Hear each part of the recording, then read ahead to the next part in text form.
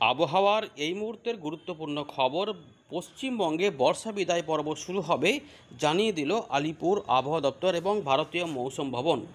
বিহার, ঝাড়খণ্ড, আমাদের পশ্চিমবঙ্গ, সিকিম এই এলাকা থেকে বর্ষা বিদায় পর্ব 3 থেকে 4 দিনের মধ্যেই শুরু হবে, এমনটাই নতুন করে খবর দিয়েছে। এদিকে দক্ষিণবঙ্গে আরও কিছুটা বৃষ্টিপাত হবে, যেটা মোটামুটি 12 তারিখ পর্যন্ত টানতে পারে। 13 তারিখ থেকে পুরোপুরি শুকনো আবহাওয়া পরিস্থিতি পাওয়া যেতে পারে। দক্ষিণবঙ্গের উপকূলবর্তী জেলাগুলিতেই মূলত একটু বৃষ্টিপাত হতে পারে। বাংলাদেশ এবং উত্তর পূর্ব ভারতের ত্রিপুরা, মিজোরাম, আসাম, মেঘালয়, অরুণাচল প্রদেশে কিছু কিছু বৃষ্টিপাত থাকবে, তবে উত্তরবঙ্গে কোনো সতর্কতা নেই, সেখানে বৃষ্টিপাতের সম্ভাবনা নেই। বর্ষা বিদায় পর্ব আরও কিছুটা উত্তর পশ্চিম ভারতের দিক থেকে এগিয়ে গেল। বিহারের সামান্য কিছু অংশ, উত্তরপ্রদেশ, মধ্যপ্রদেশ, ছত্তিশ, এখানে রয়েছে যে গুজরাট এবং মহারাষ্ট্র, এই দিক পর্যন্ত বর্ষা বিদায় পর্ব হয়েছে।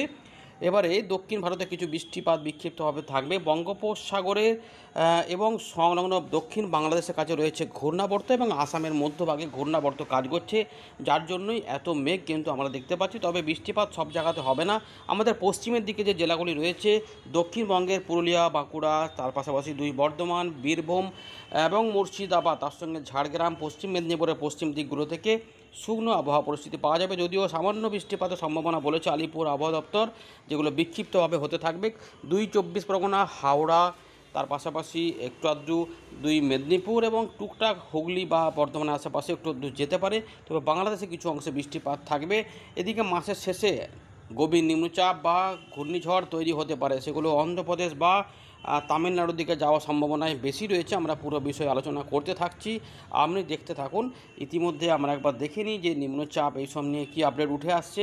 তো তারপর আমরা বৃষ্টিপাতগুলো দেখাবো। তো আমরা দেখাচ্ছি, দেখুন আমরা প্রথমে আপনাদের দেখাবো একটি মডেল, যেটা হচ্ছে জিএফএস মডেল। জিএফএস মডেল বলছে, দেখুন কি বলছে, কবে হবে নিম্নচাপ এবং গভীর নিম্নচাপ।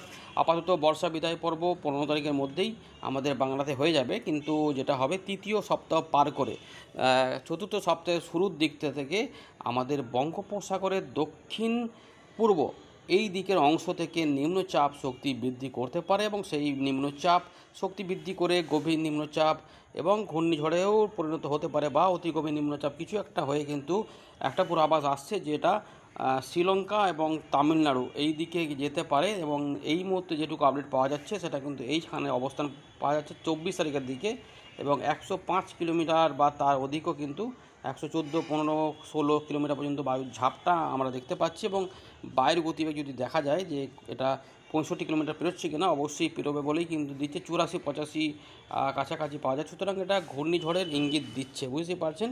এর পাশাপাশি আমরা ইসিএমডব্লিউ মডেলও একটু চেক করে আপনাদের দেখিয়ে দেবো। এখানে কিন্তু অতটা পাওয়া যাচ্ছে না। ইসিএমডব্লিউ মডেলে দেখা যাচ্ছে যে এখানে নিম্নচাপ অবশ্যই তৈরি হতে পারে, সেটা হচ্ছে যে 21 তারিখের দিকে বা 22 তারিখের দিকে ওই একই জায়গাতে, কিন্তু সেটার যে মুভমেন্টটা কী পাওয়া যাচ্ছে, সেটার মুভমেন্ট পাওয়া যাচ্ছে শ্রীলঙ্কা বা তামিলনাড়ুর দিকে নয়, তামিলনাড়ুর উত্তর ভাগ এবং দক্ষিণ অন্ধ্রপ্রদেশের দিকে। সুতরাং কিছু তারতম্য পাওয়া যাচ্ছে এবং বিজয়বাড়ার দিকে যেটা আঘাত হানতে চাইছে, এবং সেটা কিন্তু গভীর নিম্নচাপের আশেপাশে হতে চাইছে। অর্থাৎ ইসিএমডব্লিউ মডেল বলছে যে গভীর নিম্নচাপ হতে পারে, কিন্তু জিএফএস মডেল বলছে ঘূর্ণিঝড় হতে পারে। এই সম্ভাবনা এখন রয়েছে আপাতত।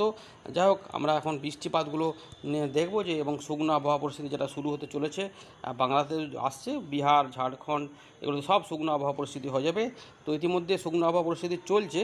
শনিবারের জন্য যে আপডেটটা রয়েছে, শনিবারে কিন্তু দুপুরে বা বেলার কাছ থেকে বৃষ্টিপাতের যে সম্ভাবনা, দেখুন উত্তর পশ্চিম দিক থেকে পুরোপুরি শুকনো হাওয়া আসতে শুরু করে দিচ্ছে।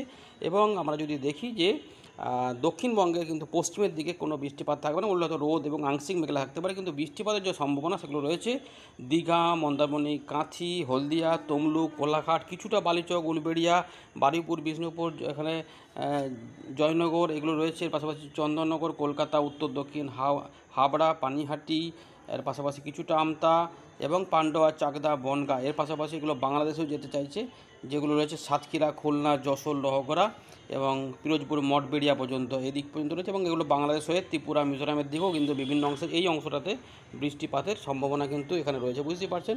তো তো এতটা কিন্তু আমরা এখানে দেখিয়ে দিলাম, এতটা কিন্তু রয়েছে। সুতরাং শনিবার বৃষ্টিপাত রয়েছে এবং সন্ধ্যাবেলার দিকে ফাঁকা ফাঁকা থাকবে। তবে 12 তারিখ রবিবার আরও একটু কম এলাকাতে হতে পারে, সেগুলো একদম উপকূল তীরবর্তী কিছু অংশ মেদিনীপুর বা 24 পরগনার দিকে এবং বাংলাদেশের খুলনা বরিশালের দক্ষিণ ভাগে, পিরোজপুর, মঠবেড়িয়া, খুলনা, বরিশাল এইগুলোতে। কিন্তু উত্তর ভাগে দেখুন উত্তরবঙ্গ, এই যে 12 তারিখ পর্যন্ত উত্তরবঙ্গে কোথাও কিন্তু কোনো বৃষ্টিপাত থাকবে না, বিহার, ঝাড়খণ্ডেও কোনো বৃষ্টিপাত থাকবে না এবং এই সময়কালের মধ্যেই দেখা যাবে যে বর্ষা বিদায় আরও কিছুটা এগিয়ে যাবে উত্তর পশ্চিম ভারত থেকে এবং শুকনো হাওয়া আমাদের এখানে আসবে। টুকটাক কুয়াশাও মাঝে মাঝে দেখা যেতে পারে।